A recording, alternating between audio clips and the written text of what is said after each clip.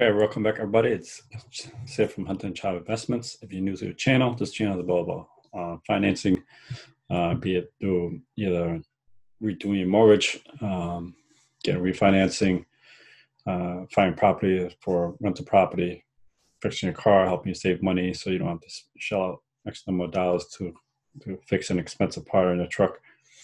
Home, help you fix your house, or even just looking at your student loans. So today's topic is going to be student loans. If you haven't already, hit the subscribe channel and give me a thumbs up and hit the notification bell every time I upload new content. You'll be the first to see new content. All right, so let's get to it. I'm going to share my screen. So we're going to talk about student loans today, and I have a lot of them. So you can see here, student loans. I am a healthcare provider by profession. I've been in education 27 years, if you count that. So my student loans were put off. I just recently graduated, so I got my doctorate, and this is what it looks like after a bachelor's, master's, and doctorate. So let's go through it. So as you already know, most student loans are on hold because of COVID and from 2020. So all interest rates and everything else is on hold. So you're not being charged interest, but you can still make a payment to your principal, but there's no interest occurring right now at this time. It didn't matter to me because actually it did matter because at the time my loans were on hold because I was in school at the time, and my balance was still accumulating interest, but because of COVID, the presidential administration had put a hold on all interest rates to student loans because people couldn't go to school, they couldn't go to work, so they held that off. So it's due to expire.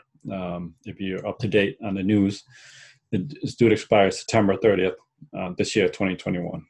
But rumors I hear looking at the news is they may extend that further, maybe to December.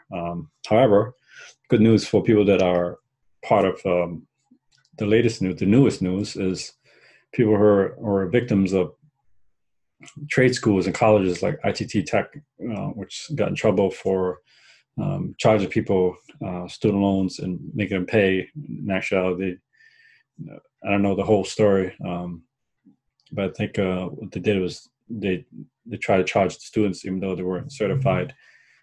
Either the private school went bankrupt, then they were still making them pay for this amount of money that they took the classes at that particular school. That's just one example. This is how much I owe. So it's almost like a property. So my plan is to get a property for this student loan. That's the only way I would pay it off. But if you don't have that option, there's the good thing is the government either through I want to say Philadelphia Education Services, which services all this government loans. Going through studentaid.gov, you could find all this information. So if you didn't know, if you're undergraduate, this is tax savings tip. Again, I'm disclaimer, I am not a financial advisor. I am not a legal attorney. I don't have that in my background. I'm a healthcare provider, but I'm just providing scenario that I've gone through, and it seems to work. So if this video helps somebody out, I'm happy to share it. So as a part-time student, it's usually 6 credits for undergraduate. But because of that, here's the cherry on top. You can actually claim that on your taxes and say you were a part-time student. So you get a 1098 in the mail, and then you get to kind of offset your tax, the amount of tax you owe based on because you're a student. Now, the caveat is you can keep taking classes, kind of better yourself, be it through your employer where they pay you back, but also you can claim it as a tax credit because you're technically still a student, and you can go on for a lifetime for that and pay minimal taxes. So it's not, tax evasion is tax avoidance. So there's a big difference. You're still paying taxes, but in a more refined way where it's part of the rules and regulations. So just to some rules and speaking of rules and regulations, so the federal loan payments. So anytime you're late, 90 days late, that gets reported to the three big companies, Equifax, TransUnion, Experian. If you haven't already, because it is a finance channel, get your free credit report from, I want to say, freecreditannualreport.com. Don't quote me that. Just make sure it's the government site, not the some other site that's asked for your security supplement. Make sure that.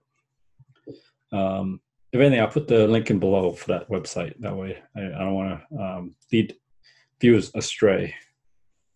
If you're 270 days late, you're in default. If you're almost a year late, you're going to get reprimanded and then sent to the collection agency. So the federal government kind of helps you out and works with you. There's so many options versus a private lender. I'm sure there's many out there that offer a lower rate, but the problem is they're a private lender and they're not as willing or as forgiving as a federal government. That's why I've yet to refinance my student loans with any private lender because of that. They're able to help you out. They understand, and any kind of new enactment or amendment that comes down from the presidential administration gets revamped to this program. So that's why I stuck with the federal loan. But here's my scenario. So it may be different for you. It might be lower. Some others that are doctors, that higher degree may be higher. So here's the different scenarios, and we got how many? We got 8 of them. So let's go through them. This is the repay or revised pay as you earn. So that's for my balance of this. I can go to 702 per month. MOS is months with an S at the end. For 25 years, the term will be 25 years. There's a loan forgiveness in that package, depending on what you studied. It could be public health or teachers or any kind of public service, that there's incentives for that. So look into that. You just Google it. And then consolidated standard repayment, it's about 813, same terms, no loan forgiveness. And consolidated graduate repayment at 443.25. So when I was looking at mine, I wanted the lowest because I can care less if this gets paid off or early or not. So I was looking at the 443 where I can afford every month. And the second one I was eyeing was the second option would be the extended graduate repayment. So extended graduate repayments 545, 25 years, no forgiveness, and the extended fix is 975. So this walks you through. So I got this from my student loan site. When I graduated this year, they make you go through loan counseling. So when doing the part of loan counseling at the end is when you go through the whole thing, it takes a little while to fill out. So don't be fooled. It takes about a good 30 minutes to fill out. And then at the end, it gives you different options. And because of this, this is not due to expire September. So you're not obligated to enroll in any of these packages that they offer. Income contingent. So it's based on income. Contingent means it's based on your income. So 1625, 20 years, no loan forgiveness. Income-based repayment. So let me add that live for you. Repayment. Good. 25 years, 702. And then pay as you earn, 702. 25 years. Okay? So after graduation, you usually get what they call a grace period, which means the time that you graduate and the time, because they know people have to find jobs and have to look for employment. The federal Perkins loan allows for 6 months before you actually make a first-time payment. And then a regular Perkins loan is about 9 months. I spelled months wrong. I did it live for you. 9 months. Let me see. That's it. I know it's pretty quick, but I'm hoping this passes. The administration is looking at it to hold off the interest rate till December. Now, like I said, I spoke earlier that just because they're not charging interest, that means you cannot make payments. You can still make payments. So that there's no interest occurring, so disputed it. so you'll be able to pay off your student loan within this whole COVID pandemic. And more power to you. But that's it. If you're interested in wholesaling, click the link below with the Propstream. I'm an affiliate with Propstream. You get a 7-day free trial. You can find distressed property owners and kind of help out your service, and you offer some kind of solution or have investors come in and take over the property. Any equipment I use is noted in the Amazon affiliate link below. If you click on that and you purchase from them, that helps support this channel. Some things that come down the pipeline, just a big announcement. I will be working on the taxes soon. I got into a little funk with the IRS, so we'll go through that. I'll be about transparent as much as possible. If somebody learns from this channel, then I'm more than happy to share it. And the other things is I'm looking at getting into merchandise. If we can, I think an affiliate with Amazon. We can do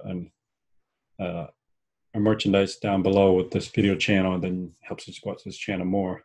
And all the proceeds helps us grow this channel. All right, I'll see you next time.